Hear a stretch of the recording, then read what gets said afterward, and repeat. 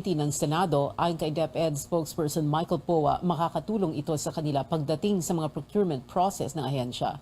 Ukol naman sa mga opisyal na kailangang kasuhan, hindi pa raw nila nakikita ang buong committee report pero handa raw ang DepEd na makipagtulungan sa mga otoridad. Perhaps that would be something that will be considered by the Ombudsman. We will monitor, and of course DepEd will always cooperate kung meron mang proceedings that are going to take place in terms of if they need documentation on the side of DepEd, we will definitely cooperate with the process. Ayon sa DepEd, bago pa lumabas ang Blue Ribbon Committee report, sumulat na sila sa Commission on Audit para magsagawa ng fraud audit. Hinintay na lang ng DepEd ang resulta ng naturang audit. Umiingay na naman ang mga panawagan para palitan si Pangulong Bongbong Marcos bilang Agriculture Secretary sa gitna pa rin ito ng tila walang katapusang taas presyo ng pagkain na nagpapahirap sa mamamayan. Ang tugon ng DA sa report ni Carrie Cator. Tagos sa sikmura ng lahat ng sektor. Ganyan inilarawan ng labor advocates ang sitwasyon ng bansa, dala ng matataas na presyo ng mga pagkain at pangunahing bilihin.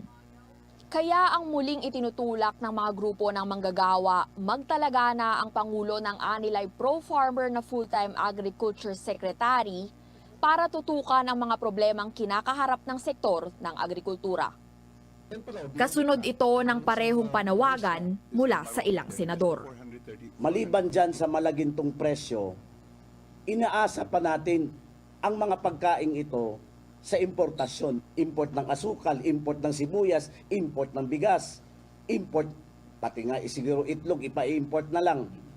Sa pinakahuling monitoring ng Agriculture Department, umaabot pa rin ng 450 pesos ang kada kilogram ng sibuyas sa mga palengke.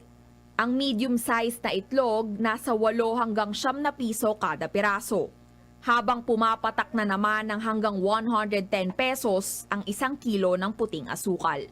Pero hindi lang sa Metro Manila ramdam ang mahal na presyo ng mga bilihin.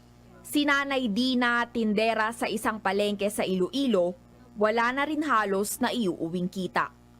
Sa mga bilihin din, rolling lang. Pero ipon, hindi ka maka-ipon, makabili lang ng pagkain, okay na. Pero maka-ipon, hindi. Iba noon, iba na ngayon. Ang mamimiling si Eva, hindi na rin daw muna maghahanda ng panghimagas para sa kanilang piyesta sa isla ng Tabugon sa taas ng presyo ng asukal. Wala na. Bahala na. Sabi ko sa kanila, yung meron lang. 'Di ba? Ang meron lang ang kung gusto nyong pumunta sa bahay, ang nandiyan ang meron lang kakainin natin, no, 'di ba? Hanap ako ng iba. Binigyang diin ng mga grupo mula sa iba't ibang sektor na matutugunan lang ang krisis kung may uupong kalihim ng DA na makikipag-ugnayan at tutulong palakasin ang local food producers. Pero sabi ng ahensya, we are glad that our Secretary is the President. Na kung sasabihin nila na dapat full-time, well, pag mga tao naman yun dyan, alalahanin mo, magsi 7 months pa lang tayo. We cannot change everything overnight. hinggil naman sa krisis sa sibuyas, inaasahan ng DA na bababa ang presyo nito sa pagdating ng nasa 5,000 metriko tonelada ng imports sa susunod na linggo. Habang nakikipag-ugnayan pa ang ahensya sa Philippine Egg Board Association para naman sa supply ng itlog. Carrie Cator, CNN Philippines. Kinwestiyon ni Senador Raffy Tulfo ang para sa kanya ay poor performance ng customs pagdating sa paghabol sa oil smugglers. Binusisi ng senador ang fuel marking program ng customs sa isang meeting sa Senado. Ang fuel marking ay para matiyak na tama ang buwis sa mga ini-import na langis. Ang Customs at Bureau of Internal Revenue nangangasiwa sa programang ito pero tila may ibang gustong mangyari si Tulfo. Paano pa mapagkatiwalaan ngayon ng Bureau of Customs kapag ipinagtuloy natin itong fuel marking kapag na-transfer na yung technology sa atin? Siguro labas ng customs, siguro I would suggest, pag-aaralan ko po, na hindi na kasama ang customs. Hindi rin kasi maipaliwanag ni Customs Special Agent Anthony Escandor kung bakit sa higit 7,000 violators, isa lang ang nakasuhan. Nilista rin ni Tulfo ang mga hindi umano'y kilalang oil smugglers sa Luzon, pero ani Escandor, hindi niya kilala ang mga pangalang ito. Kalaunay, humingi na lang ng paumanhin ang senador kay Escandor. It's beyond your pay grade. I understand. Should have been your commissioner and deputy commissioner, but they send you to me, at alam nila kasi magigisa sila, kaya ikaw ang pinambala sa kanyon. Wala pang payag ang mga taong nasa listahan ukol sa aligasyon ni Senador Tulfo.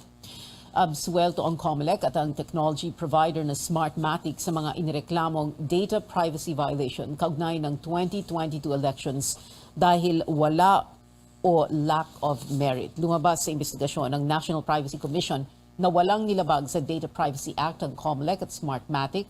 Nag-ugat ang kaso sa umano'y breach sa election data sa survey forms at sa overseas voters list. Pero ang Smartmatic employee na si Ricardo Argana, isang Winston Stewart at iba pang tao ay irerekomenda ng Commission sa Justice Department na dumaan sa prosecution. Kaugnay ito sa unauthorized access o intentional breach ng Data Privacy Act. Aminado naman ang COMELEC na may nangyaring breach dahil sa ilang tao. Pero sabi ng NPC na kahit nagkaroon ng breach, wala naman daw na hack na personal o anumang impormasyon na maaaring magamit sa identity fraud.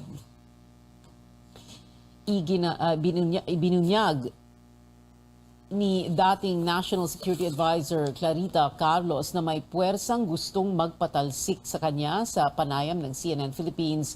Hindi binanggit ni Carlos kung sino ang nasa likod ng planong pagpapatalsik sa kanya.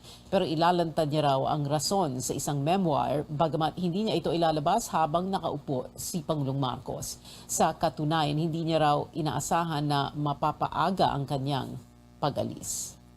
There is no such anticipation. As a matter of fact, we just finished our strategic planning of the National Security Council about a week ago. But I already knew forces were already moving to get me out. But you know, that did not deter me. Nangyari ang biglaang pagbibitiw sa pwesto ni Carlos matapos ang balasahan sa security sector. Unang nagbitiw sa pwesto si dating Defense Officer in Charge Jose Faustino Jr. noong January 6, kasunod niya ng pagbabalik ni General Andres Centino bilang Chief of Staff ng Armed Forces. January 9 nang tanggapin ni Carlito Galvez Jr. ang pagiging dalihim ng Defense. January 14 naman ang bumalik sa kabinete si dating Interior Secretary Eduardo Año bilang National Security Advisor kapalit ni Carlos. Aminado naman si Galvez na mayroong mga hindi pagkakaunawaan sa loob ng AFP dahil na rin sa fixed-term law para sa top military officials. Kanina, isinumita naman ng Office of the President ang ilang appointments ng sandatahang lakas at ilang opisyal sa Commission on Appointments o CA, ilang Major General at Brigadier General ang pinapaaprubahan sa Commission on Appointments. Kasama din ang appointment ni Cheloy Garafil bilang kalihim ng Presidential Communications Office, maging ang nominasyon ni dating Presidential Management Staff Chief Zenaida Angping bilang ambassador sa France.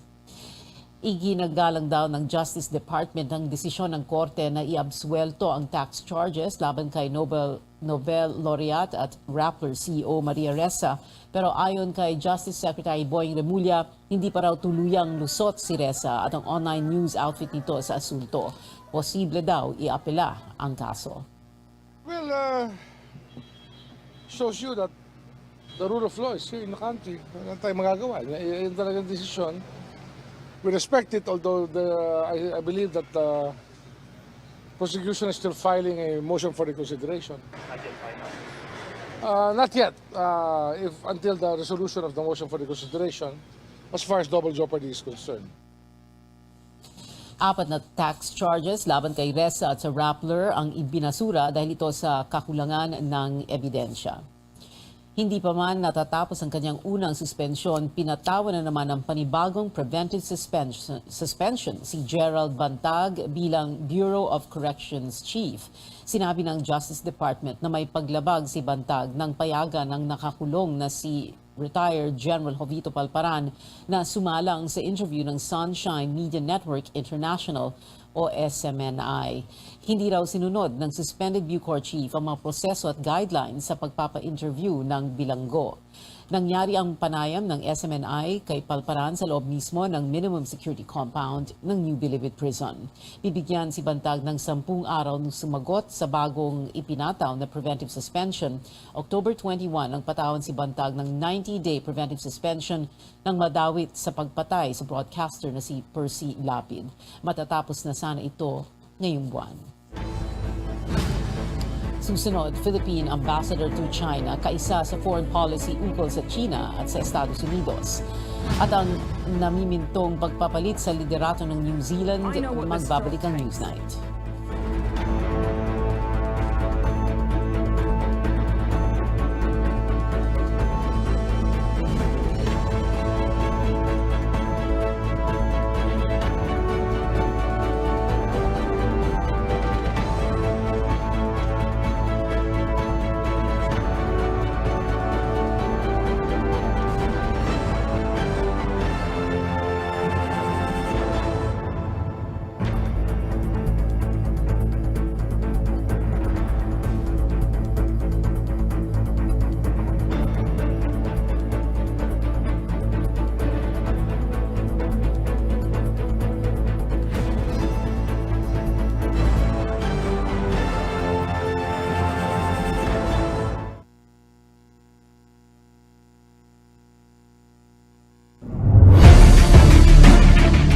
Ang pagbangon sang ekonomiya nako nga faktor sa pagtibong sa atong pungsod sa pagkatubang sang ginatawag na new normal kapag amat-amat bawi kag panas sa mga kahalitan tugas ang global pandemic nga coronavirus disease 2019 ukon COVID-19. Kaupo ninyo ang RPN DYKB Radyo Rondo Bacolod 1404 kHz AEM sa panibago nga pagbukas sa mga negosyo kag turismo, pag-promote sang basic health protocols para mapasiguro ang proteksyon sang aton ikayong lawas.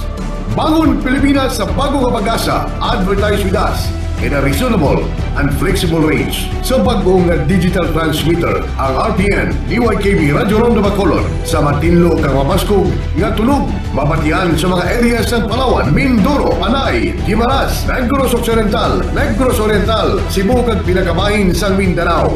Kaupo nyo kami sa pagkatubang sa new normal para sa inyo nga mga advertising needs. Mag-contact lang sa telepono 458-8015. We are not the number one, but we are the alternative.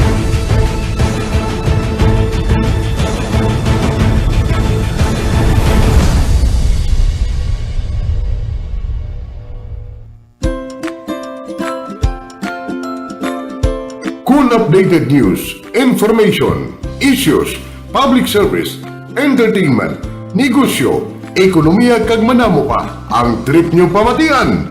Ari na ang Labay-Labay sa Labay. Tag sa Domingo, las 11 to las 12 sa udto. Labay-Labay sa Labay. Hosted by veteran broadcaster June Julita. Labay-Labay sa Labay.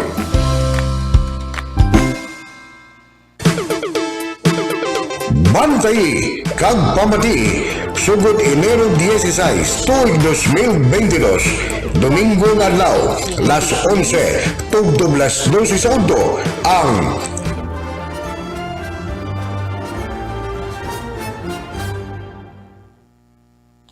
Tinalakay ni Pangulong Marcos sa World Economic Forum ang iringan sa West Philippine Sea at pagpapatalsik sa kanyang ama sa pwesto noong 1986. Sinagot din ng Pangulo ang posisyon ng Pilipinas sa nagbabanggaang China at Estados Unidos. Sa mga kasagutan ni Ginoong Marcos sa ulat ng aming senior correspondent na si Anjo Alimario mula Zurich, Switzerland.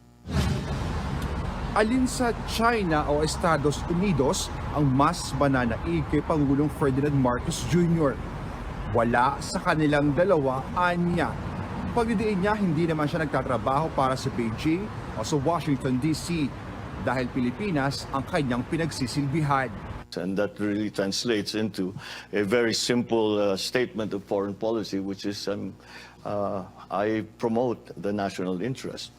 Ayon sa Pangulo, China ang pinakamalaking trading partner ng bansa sa ngayon, habang pumapangatlo ang US. Pero pagdating sa foreign direct investment sa Pilipinas, Singapore ang nangungunang contributor. Natanong siya kung ang sigalo sa South China Sea ay nakapagpapagising sa kanya sa gabi. Hindi nga lang daw sa gabi, kundi sa halos lahat ng oras. We are at the very front line, and so whenever these tensions increase, when the ships come out, the Chinese send their Coast Guard vessels, the Americans answer, we are watching as bystanders, and said if something goes wrong here, we are going to suffer. Nabanggit din niya ang kanyang naging pakikipag-usap kay Chinese President Xi Jinping. Sinabi niya raw rito na hindi sila magpapasya ngayon sa mga issue tungkol sa territoriality. Pero inilapit niya rito ang mga insidente na nangyayari sa West Philippine Sea na nakaaapekto sa Coast Guard at mga mangingisda. Naungkat din ang pagpapaalis sa pamilya Marcos nang patalsikin sa pwesto ang kanyang ama, ang yumaong diktador na si Ferdinand Edelin Marcos sa pamamagitan ng 1986 People Power Revolution. We were in exile for 6 years, so we weren't sure if we were coming back at all, physically coming back. My father never made it back. He died in Hawaii. So that, yes, that was a very trying time. Those were dark days for the family, and I dare say even for the country. Libo-libo ang napatay, tinorture at nawala noong martial law na itinuturing ng isang malagim na bahagi ng kasaysayan ng bansa. But after we came back from the United States, after exile, when we were first allowed to come back, the political issue was Marcos. And for us to defend ourselves politically, somebody had to enter politics and be in the political arena so that at least not only the legacy of my father, but even our own survival required that somebody go into politics. Matapos ang mahigit 3 dekada, ang anak naman ng diktador ang naging pangulo ng bansa. Maswerte raw ang Pangulo sa pagkakaroon ng mga botante na sumang-ayon sa kanyang mensahe noong kampanya, ang pagkakaisa. Kaya ganoon na lang ang kanyang pangako na ibabalik ang mandatong ibinigay sa kanya. Anjo Alimarios, CNN Philippines, Zurich, Switzerland.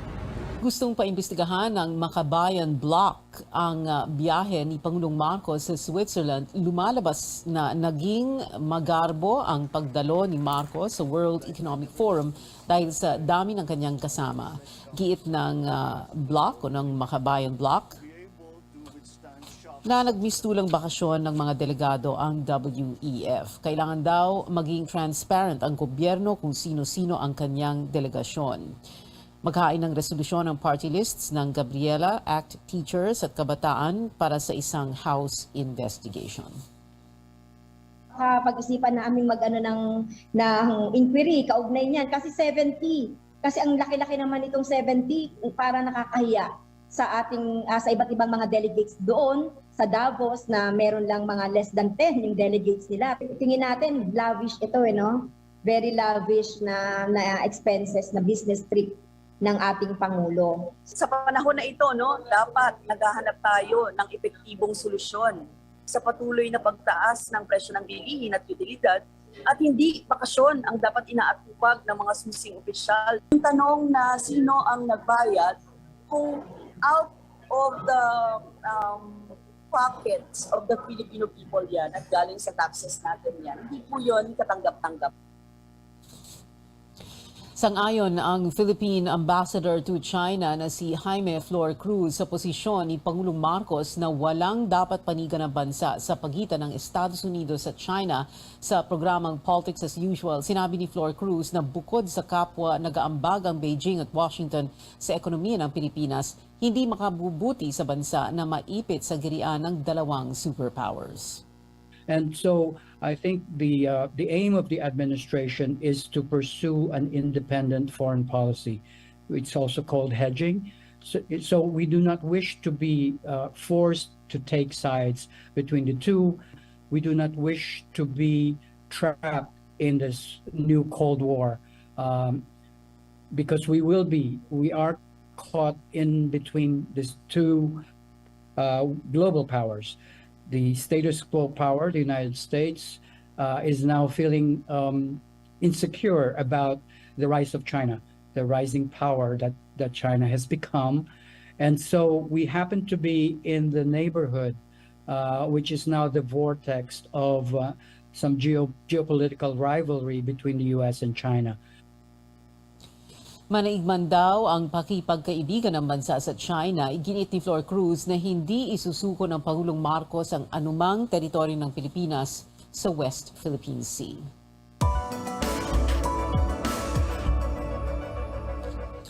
Balita sa ibayong dagat, magbibitiw si Jacinda Ardern bilang Prime Minister ng New Zealand sa susunod na buwan. Ang pahayag ay ginawa ni Ardern bago pa man ang October elections sa kanyang speech sa isang annual party caucus meeting. Sinabi ni Ardern na wala na siyang lakas para gampanan ang trabaho at sumabak sa re-election.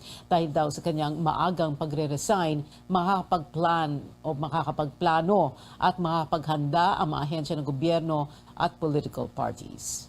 Today I'm announcing that I will not be seeking re-election and that my term as Prime Minister will conclude no later than the 7th of February.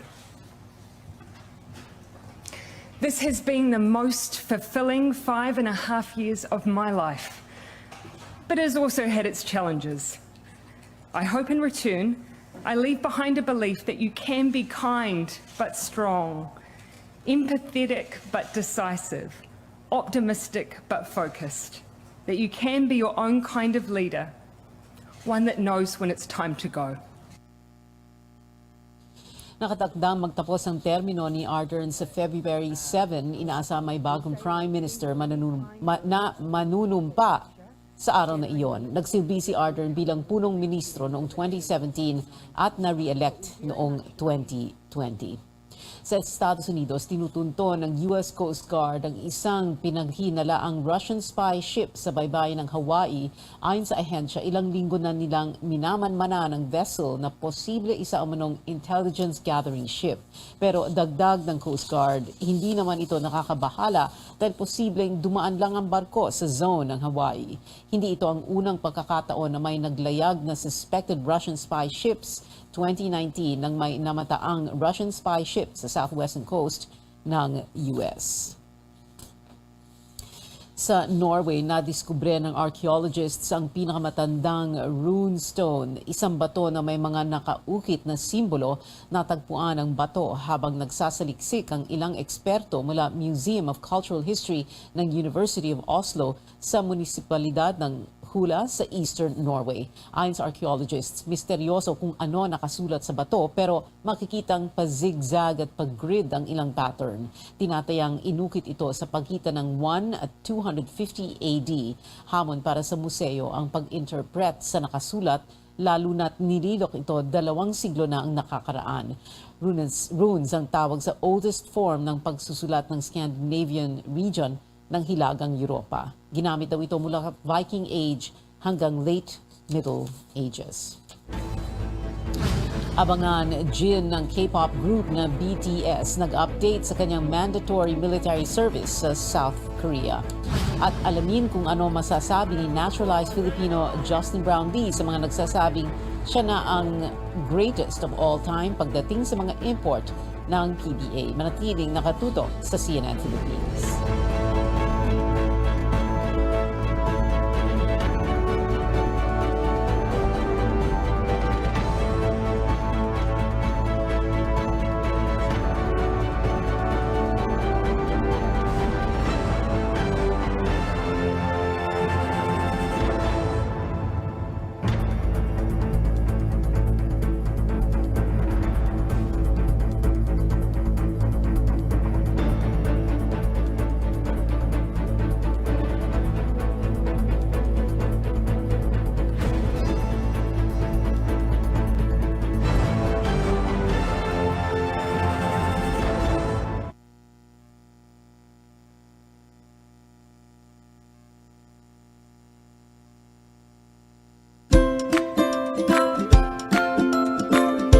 Cool updated news, information, issues, public service, entertainment, negosyo, ekonomiya kag manamo pa ang trip nyo pamatian.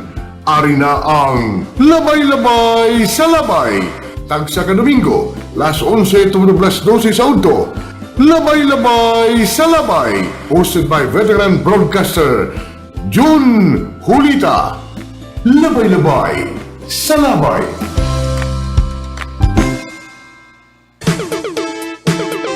Bantay kag pamati sugod Enero 16 tuig 2022 Domingo nga adlaw las 11 tugtog las 12 sa udto ang Knowledge Hour.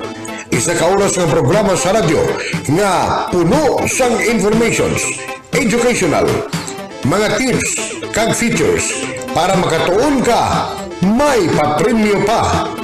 Knowledge Hour. Ubod kay Ronda Reyna Hapitana Salinas. Knowledge Hour.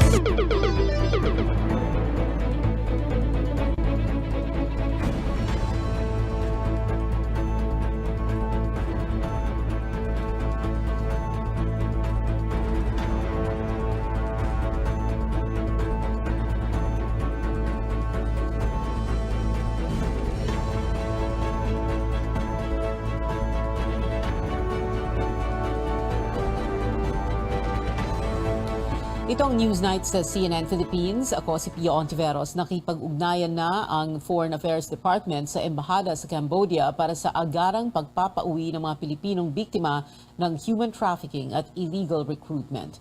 Narito ang report ni Tristan Odalo. Wala kaming place actually. So nasa labas lang kami ng area. So mamayang gabi doon kami sa office matutulog. Kuha ang video na ito sa isang police station sa Cambodia kung saan na-rescue ang mga Pilipinong sapilitan umanong ginawang scammers doon. Walang maayos na matutulugan, walang pagkain, sinasaktan at 16 na oras kada araw silang pinagtatrabaho. Ganito ang malabangungot na karanasan ng mga Pilipinong pinangakuan ng trabaho bilang customer service representatives sa Cambodia. Pero ang bagsak nila sa scamming business pala. Noong una po meron po kaming mga break, pero nung mga bandang December na po, inaalis na po nila paunti-unti dahil po kapag wala kang nakukuhang kliyente kasi humina na po yung kitaan nila, ginagawa po nila, pinapag-uti po nila kami ng mahigit 16 hours po. Wala pong tulog. Isa si Miles sa mga pinalad na makaalis sa scamming business sa Cambodia at nakabalik sa Pilipinas. Pero nag-aalala siya sa lagay ng mga Pilipinong naiwan sa Kep Province na higit 150 kilometro ang layo sa Phnom Penh na kapital ng Cambodia. Kwento niya, ilan sa kanyang mga kasamahan sinasaktan ng kanilang employer. Meron po akong na-experience, nakita ko po mismo, tsaka narinig ko po mismo na kinuryente. Kasama mong empleyado yung parang kinukuryente? Opo, meron po. Mula na iya lumipad daw si Miles patungong Thailand saka nag-van patungong Cambodia. Pero dahil uminit na ang issue ng mga Pilipinong ginagawang scammers sa Myanmar, nakahanap ng paraan ang mga human trafficker. Hindi na po sa NAIA, meron po sa Clark. Ang una po sa Clark, may escort po sila na immigration, may agent po doon na nagbubook ng ticket at may contact na po doon sa mismong immigration officer. Hindi na po ini-interview, wala na rin pong mga documents na hinihingi, basta tinatatakan na lang po diretso. Gate ni Senador Risa Ontiveros, nagiging target na ng mga sindikato ang mga Pilipinong sapilit ang ginagawang mga scammer. Panawagan ng mga mambabatas, kailangan buwagin na ang mga ganitong uri ng sindikato na bumibiktima sa ating mga kababayan. Nakikipag-ugnayan na raw ang Foreign Affairs Department para sa repatriation ng mga Pilipinong na-rescue sa Cambodia. Our embassy is waiting to receive these. There are now 8, and of course I'm not at liberty to give their names. No, Senator Ontiveros knows their names. 8 Filipinos, and we're ready to repatriate them once we have their possession of their person. The embassy is working on it, and we're telling them to hopefully to get them within 24 hours. Hopefully.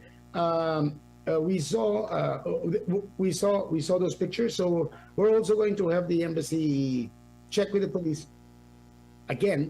Dagdag pa ng DFA, tumatagal ang proseso ng repatriation dahil nagigpit na rin ang Cambodian authorities sa mga illegal na nare-recruit sa kanilang bansa, lalo na yung mga nagtatrabaho bilang scammer. Naniniwala naman ng Justice Department na dapat itong imbestigahan.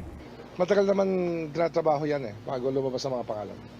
Ongoing naman lahat ng mga mga fact-finding natin tungkol sa nangyari sa Cambodia. We haven't stopped trying to find out, going to the bottom of the facts. Base sa pinakahuling labor advisory, walang direct hiring ng mga call center agents sa Cambodia. Kaya kung ikaw ay inaalok ng ganitong trabaho at aalis ka ng Pilipinas bilang turista, ito raw ay isang malaking red flag. Kaya paalala ng gobyerno, dumaan sa mga tamang channel at lehitimong government websites para maiwasang maging biktima ng mga human trafficker at illegal recruitment. Tristan Odalo, CNN Philippines. Sabi rin ni Ontiveros, sisiyasatin sa susunod na hearing ang pagpondo ng assistance to nationals. Ukol naman sa kalintulad na modus sa Myanmar kung saan napuwersang maging scammer ang mga Pilipino roon.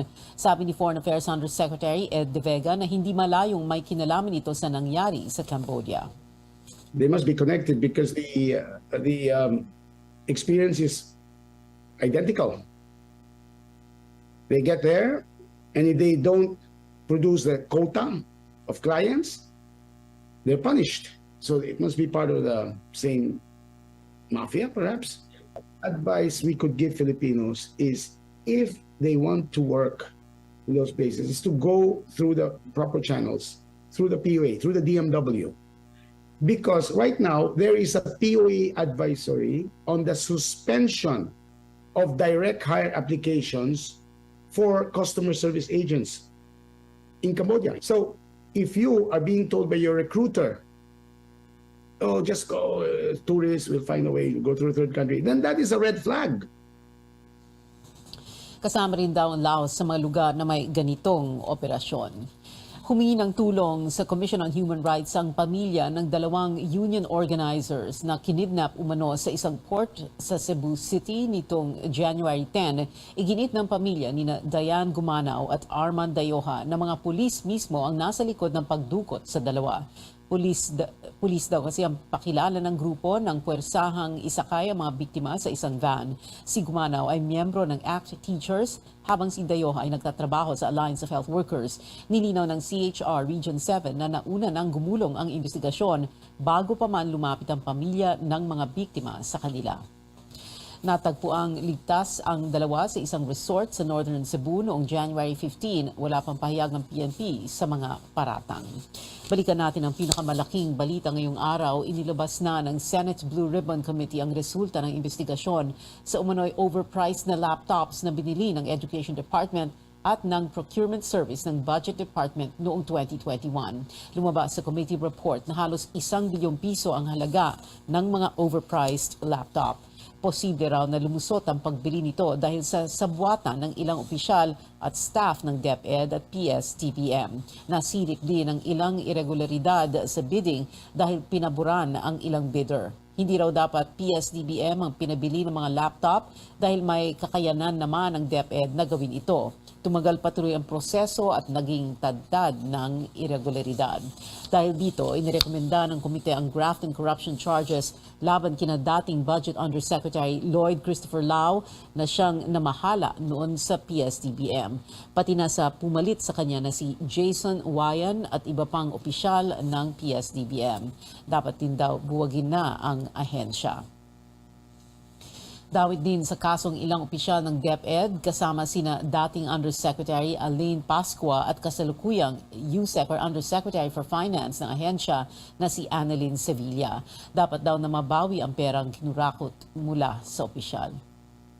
Trabaho ng Sandigang Bayan yan, how to do that. Yung forfeiture, how to garnish, how to check the bank account, sa kanila na yan. And nakalagay naman doon, solidarily liable.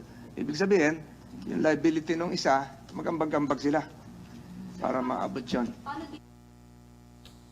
Sa sinabi ng DepEd na ikokonsidera nila ang rekomendasyon at findings ng Blue Ribbon Committee, handa rin daw itong makipagtulungan sa mga proseso kaugnay sa mga opisyal na maaaring kasuhan. Sinisikap ng CNN Philippines na kunin ang panig ng mga dating opisyal ng PS-DBM. Umabot na sa 11 barangay nilubog ng baha sa bayan ng Nauhan, Oriental, Mindoro. December 19, nagsimulang ulanin at bumaha sa bayan. Madali raw umapaw ang Nauhan town dahil catch basin ito ng mga tubig na nagmumula sa bundok. Hanggang ngayon, hindi pa rin madaanan ng mga kalsada sa bayan. Sa ngayon, 8 pamilya lang na nakatira malapit sa ilog ang inilikas. Siyempre po ang aming talagang isang panawagan sa national government ay matulungan kami dito sa Mag-asawang Tubig na ito ay madredge at masabayan din po ng pagkukonstruct ng mga gabion dikes at saka mga dike. Ano po? Kasi kailangan po pagka dinredge siya, kailangan din talaga ay masabayan po ng infrastructure para po mabawasan yung mga pagbaha dito sa amin. Maghanda na rin ang mga nasa ilang bahagi ng Southern Luzon at ng Visayas sa kalat-kalat na pag-ulan ayon sa Pag-asa. Kasama rito ang Bicol Region, Quezon, Marinduque, Romblon at Northern Samar dahil sa shear line. Maaari ring bahain at magka-landslide sa mga lugar na ito. Ang amihan naman ang makakaapekto sa mga natitirang parte ng Luzon. Posibleng ulanin ang Cagayan Valley, Cordillera Administrative Region at Aurora, pero mahina na lang daw ang ulan sa Metro Manila at ibang mga lugar sa Luzon. 33 tao ang naitalang patay ng National Disaster Risk Reduction and Management Council dahil sa masamang o patuloy na pag-ulan mula pa noong January 2. 18 rito ay validated na at 8 ay galing Zamboanga Peninsula habang 7 ay mula Eastern Visayas. Mayroon ding 12 sugatan at 7 nawawala. Higit 1,600,000 na tao ang apektado ng iba't ibang weather system na nagdala ng mabigat na pag-ulan sa maraming rehiyon gaya ng Davao at Central Luzon. Tinatayang mahigit 414 million pesos ang halaga ng pinsala sa agrikultura at halos 207 million sa infrastruktura. Magdedesisyon ang World Health Organization sa January 27 kung alisin na ang State of Public Health Emergency of International Concern para sa COVID-19. Pero giit ng Health Department, tuloy ang health protocols at restrictions sa Pilipinas kahit paalisin na ito ng WHO. Ayon sa DOH, hindi na mawawala ang coronavirus at handa ang bansa oras na sumipa ang mga kaso. Pinag-iingat pa rin nila ang publiko at pinapaalala ang kahalagahan ng pagpapabakuna. Mahigit 1 milyong bivalent vaccine doses din umano ang nakatakdang dumating sa mga susunod na buwan. Good news para sa mga nagbabalak magbiyahe. Bababa ang pamasahe sa eroplano sa Pebrero dahil sa pag-downgrade ng fuel surcharge. Batay sa kanilang price monitoring, sabi ng Civil Aeronautics Board na bumaba ang average price ng jet fuel sa 38 pesos at 92 centavos mula sa 41 pesos at 50 centavos kada litro. Dahil dyan, ibinaba ang fuel surcharge sa level 6 para sa Pebrero mula level 7 ng buwang ito. Sa ilalim ng level 6, papalo sa 185 hanggang 665 pesos ang fuel surcharge sa bawat pasahero para sa domestic flights, habang 600 pesos hanggang mahigit 4,500 pesos naman sa international flights. Ngayong Enero, nasa 219 hanggang 739 pesos pa ang fuel surcharge sa domestic flights. Naglalaro naman mula 722 pesos hanggang higit 5,000 sa international flights. Ang fuel surcharge ay ang karagdagang sinisingil ng airlines para mabawi ang kanilang fuel cost. Kasama ng sibuyas at itlog, nahirapan din ang maraming consumer sa magastos ng pagpapadala ng mga online order mula ibang bansa. Sinilip ng aming senior correspondent na si Lois Calderon ang shipping fees at iba pang bayarin na dagdag pabigat sa bulsa. Pag umu-order online, naitatanong mo ba kung paano nakalkula ang shipping fee? Makakatsyempo ka kung libre pag may promo. Pero pag wala, minsan ang mahal, di ba? Ayon sa pag-aaral ng World Bank noong 2014, mas mahal ang bayarin sa shipping sa Pilipinas kumpara sa Indonesia at Malaysia. Itinurong dahilan ng World Bank ang lumang batas na cabotage law na nagsasabing Pilipinong shipliner lang ang pwedeng dumaan sa Philippine waters. Ibig sabihin, sa mga pantalan lang gaya ng Maynila, Cebu at Subic, pwedeng dumaong ang mga banyagang barko na may dalang kargamento. Pagdadalhin ang package mo halimbawa sa Puerto Princesa, kailangan pang ilipat sa lokal na shipliner. Ang dagdag na gastos ipapasa sa mamimili. Isipin natin ang freight cost na parang isang metro ng bayarin sa harbor o pier. Una ang shipping cost na ipinapataw ng mga international shipliners galing man sa Singapore, China, US o Europa. Mahabang listahan yan. Nandiyan na yung container cleaning fee, container handling fee, peak season charge, terminal handling fee, import release fee, kasunod ang port charges o cargo handling na separate pa mula sa Philippine Ports Authority, storage, trucking at delivery. Ganyan kadami ang logistics cost mula point A hanggang point B bago ma-deliver sa iyo ang package mo. Ayon sa PPA, hindi kontrolado ng Pilipinas ang ipinapataw na charges ng banyagang shipliners. Umaaray na lang ang importers. Sa pag-amyenda ng batas ng Public Service Act, maaari nang magmay-ari ng 100% ang banyagang investor sa isang domestic shipping company mula sa dating 40% lang. Pero hindi sinaklaw ng bagong batas ang pagbabawal sa banyagang barko na dumaong sa mga lokal na pier. Idinadaing ng international logistics companies tulad ng Ninja Van at Locad ang dagdag bayarin sa paglipat-lipat ng kargamento. So for example, may port sa may Matnog port down by the eastern nautical route highway. So we pass it there. So for example, magpapadala tayo from Manila all the way to Mindanao. Yan, dadaan pa ng iba't ibang port. This is still a very prevalent problem because we're very Metro Manila-centric as an economy, that a customer in Cebu or Davao would have to wait overly long to get the products and would usually pay end customer shipping costs. Sa pagsusuri ng World Bank, ang logistics cost ay aabot sa mahigit kalahati ng wholesale price ng isang produkto o pagpakyawan. Shipping at port charges pa lang, 5% na ng retail price o tingi. Yan din ang huling datos sa PPA. Total shipping costs around 5%, less than 5%. The total transportation cost of an item, port charges only accounts for less than 5%. Kumilos na ang ahensya para bumaba ang shipping cost. Pinulong nito ang importers, domestic shipliners at truckers ukol sa balak nitong tanggalin ang container deposit fee.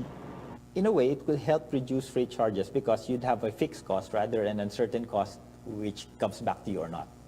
And also the use of money regarding the container deposit, rather than for several months you don't get to use it, you'll be able to use it in your business. Pero wala pang desisyon ng industriya ukol dyan. Kaya pasensya ang panawagan ng logistics companies kung kailangang ipasa sa consumer ang logistics cost.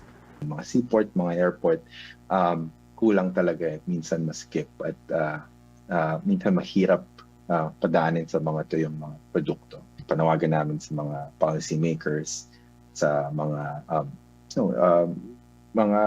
regulators natin to find ways din para ma-incentivize natin yung investments in these areas. I think as an industry, anything that we can do to improve efficiencies across that value chain and reduce cost is something that will ultimately help the country both in consumer prices, especially at a time of inflation now, as well as in manufacturing competitiveness. Maraming gusot sa shipping industry, sa regulasyon at infrastruktura.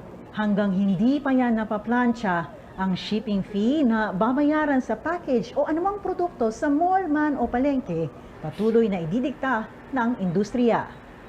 Lois Calderon, CNN Philippines. Dinarayo na ang Binondo para bumili ng mga ihahandang pagkain at pampaswerte sa pagsalubong sa Year of the Water Rabbit sa linggo. Ang Quezon City naman katuwang ang Filipino-Chinese community sa paghanda ng selebrasyon sa Chinatown sa Banawe. Narito ang ulat ni Catherine Cruz. Ilang araw bago mag-Chinese New Year sa linggo, dagsa na ang mga mamimili sa Binondo. Pinakapatok pa rin ang tikoy na nasa 75 hanggang 100 pesos ang 500 grams. 250 pesos ang 1.5 kilo, habang ang 2 kilo nasa 280 hanggang 300 pesos. Meron ding ready-to-eat roll ng tikoy na 100 piso. Sabi ng mga nagtitinda, tumaas daw ang presyo ng 10 hanggang 50 pesos depende sa laki ng tikoy. Ang hopya, mabibili ang isang pack na 4 na peraso sa 50 hanggang 70 pesos at ang fortune cake naman nasa 260 pesos. Sa prutas, ang orange mabibili 4 na peraso sa 100 piso at ang mas malaki ay 51. Ang apple naman nasa 400 din. Inaasahang darami pa ang mga mamimili sa mga susunod na araw. Expected na dadami pa siya, no? Lalo na mag-i-start na rin yung mga iba't ibang activities dito sa Binondo. Kahit pa paano, kahit na maraming bumibili ngayon, nakakaya pa naman nating mag-supply ng mga tikoy. Sa mga pampaswerte naman, ang mga tipikal na Lucky Charms ay mabibili ng 3 100. Yung palay, gabi at pinya na may dalang hita o kyat-kyat nagkakahalaga ng 50 hanggang 150 pesos. Sa Sunrise General Merchandise, may binibenta rin silang prosperity basket na may charms na nasa 1,699 pesos. May mga nagpapagawa rin ng power bracelets. Yung mga basic charms nasa 1,200 hanggang 2,800 pesos at yung mga customized o intentional naman, naglalaro ang presyo sa 4,800 hanggang 6,800 pesos. Kahit sabihin natin malapit na po yung Chinese New Year, ang feng shui naman po kasi hindi naman po siya umaasa sa New Year lang. So normally po kasi pampaswerte siya. So basically kahit po after Chinese New Year, may mga tao pa rin po pupunta para to update their good luck charms. Kahit daw nagtaas ng 5 hanggang 10% ang presyo ng charms at crystals nila dahil sa inflation, patuloy pa rin raw itong tinatangkilik ng kanilang mga regular customers. Sa Quezon City, inaasahang magbabalik sigla ang pagdiriwang ng Chinese New Year ng Filipino-Chinese community. May dragon at lion dance performance, food festival at bazaar simula alas 10 ng umaga, float parade ng alas 2 ng hapon at fireworks display sa gabi. Isasara ang kalye ng Florentino mula alas 8 ng gabi ng Sabado para sa programa. Siniguro naman ng pulisya ang kanilang kahandaan para sa selebrasyon. Ang pulis na ilalagay ko ay 600. Doon lang concentrated sa lugar na yun, 600. That will be composed of uniformed personnel in mobile cars, patrol in motorcycles, and of course may mga drone tayo na magbibigay ng aerial surveillance. Plus magpapakalat din tayo ng mga plainclothes security policemen. Inaanyayahan ni Quezon City Mayor Joy Belmonte ang publiko na makisali sa pagdiriwang ng Chinese New Year na paraan daw ng pagkilala sa kultura ng Filipino-Chinese community at pagbibigay halaga sa kanilang kontribusyon sa ekonomiya. Catherine Cruz, CNN Philippines. Susunod, Barangay Ginebra import Justin Brownlee may sagot sa mga naniniwalang siya na ang greatest PBA import of all time. At aktres na si Alex Gonzaga naglabas na ang pahayag matapos ulanin ng batikos dahil sa pagpahit ng icing sa noo ng isang waiter. Manatiling nakatutok sa Newsnight.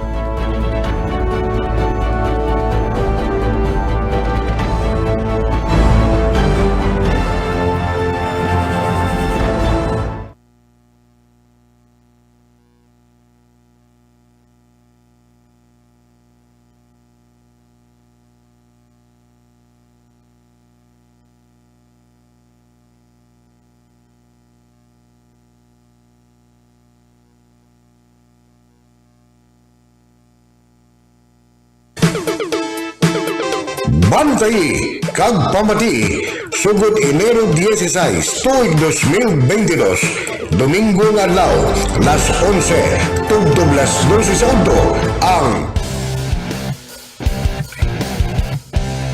Ito ang Newsnight sa CNN Philippines. Daan-daang import na ang naglaro sa PBA. Pero pagkatapos pangunahan ng Barangay Ginebra San Miguel sa Commissioner's Cup Championship, marami ang kumbinsidong si Justin Brownlee na ang greatest of all time, a GOAT pagdating sa PBA imports. Siyam na conference na ang nilaruan ng 34-year-old forward sa PBA. 6 na beses siyang nakapasok sa finals at 6 na beses ding nagkampiyon. Bukod dito, 3 Best Import Award na rin ang kanyang napanalunan. Pero ayon kay Brownlee, hahayaan niyang ang fans ang humusga rito. It's very humbling, to be honest. I guess knowing from where I started and where I come from, I never would have thought in a million years it would come to the point where people are saying that I'm the GOAT. I'm just giving it my all, and that's something that I can't judge for myself, but the people or the fans. If they want to judge me and say those type of things, I think it's very cool, of course. But I don't think I can look at myself as a GOAT. But I leave that to the fans and the people to judge. May chance si Brownlee na dagdagan pa ang kanyang PBA legacy sa pagbabalik niya sa Governor's Cup na magsisimula sa Linggo.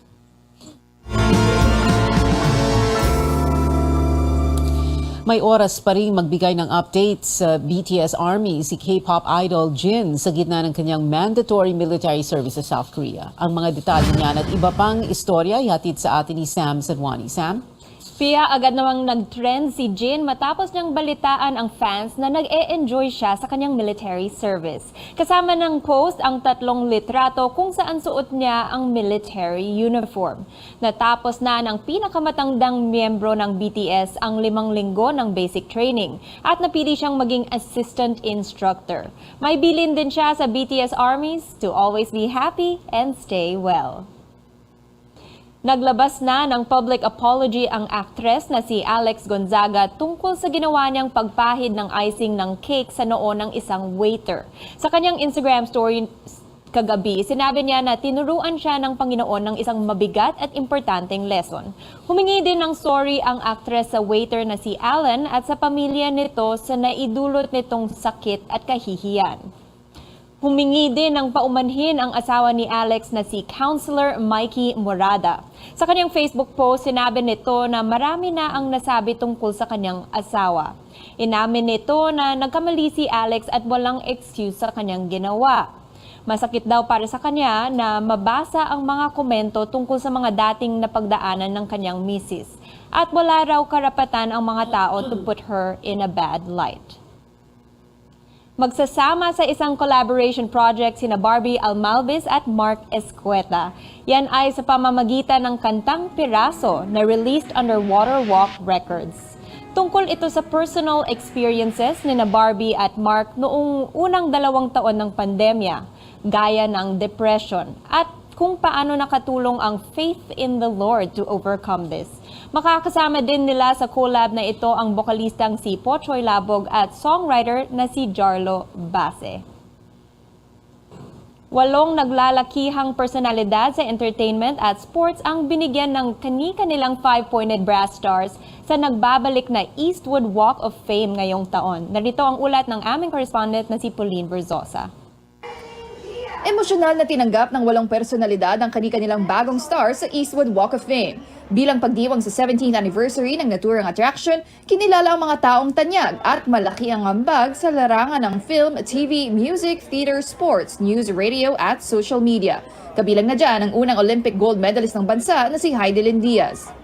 Siyempre sobrang saya po. Malaking karangalan po to sa akin at sa mga bilang isang atleta. Kasi taga dito ako sa Eastwood, so pwede kong puntahan, pwede kong dalhin ko din mga bata na tinuturuan namin na sabihin ko rin ng someday kaya nyo rin. Pinarangalan din ng National Artist for Film and Broadcast Arts na si Ricky Lee at ang multi-awarded TV actress na si Maha Salvador. Yung mga ganitong bagay, mas inspire palalo. Maliban sa pagiging artista, diba, we have our own management now. So, nasa-share mo kung ano yung mga experiences mo, diba, with your mga artists. Nothing beats hard work. Huwag kang tumigil. Kung magsusulat ka ng magsulat. Ano man nangyari, rejections, frustrations, just keep going. Pero hindi lang mga veterano ang nakatanggap ng 5-point brass star, kundi ang bagong internet dance sensation din at magkapatid na si Niana at Rans Guerrero. An honor. I mean, we're just content creators who just create content, create dance videos, and to be here with what we do is just amazing. Yes, it's an achievement for us to be in here in the Walk of Fame and have our name in like a star. Because like when I was a kid, I was just like walking around here, and now our name's gonna be here. Kabilang din sa inductees ang singer na si Janet Basco, broadcast journalist Jerry Baha at entertainment reporter Mario Dumawat. Binigyan naman ng posthumous award ang mga kaanak ng late National Artist for Theater na si Tony Mabesa. Matapos ang 2-year hiatus dahil sa pandemya, ito na ang unang taon ng pagbabalik ng Walk of Fame induction na sinimula ng late master showman na si Herman Moreno noong 2005. Masaya naman ang kanyang anak dahil mapapatuloy na nila muli ang passion project ni Kuya Jerbs. Bukod sa pagkilala sa best and brightest stars ng bansa, layunin din ito na makatulong sa Movie Workers Welfare Foundation. The Mowal Fund is the Pag-ibig SSS PhilHealth of the people behind the camera. So it's really something that we really have to be supporting, because without the people from the Mowal Fund or the people behind the camera, they will not be here. It's a disservice if I don't continue this project of my father. Nasa mahigit 300 stars na ang matatagpuan sa Eastwood Walk of Fame pero asahang mas dadami pa ito sa mga darating na taon. Pauline Berzosa, CNN Philippines. At yan ang updates para sa Showbiz Spotlight para sa araw na to. Balik sa iyo, Pia. Maraming salamat, Sam Sadwani. At yan ang mga kailangan ninyong malaman ngayong Huwebes, January 19, 2023. Magkita-kita ulit tayo bukas dito sa CNN Philippines. Ako si Pio Ontiveros at ito ang Newsnight.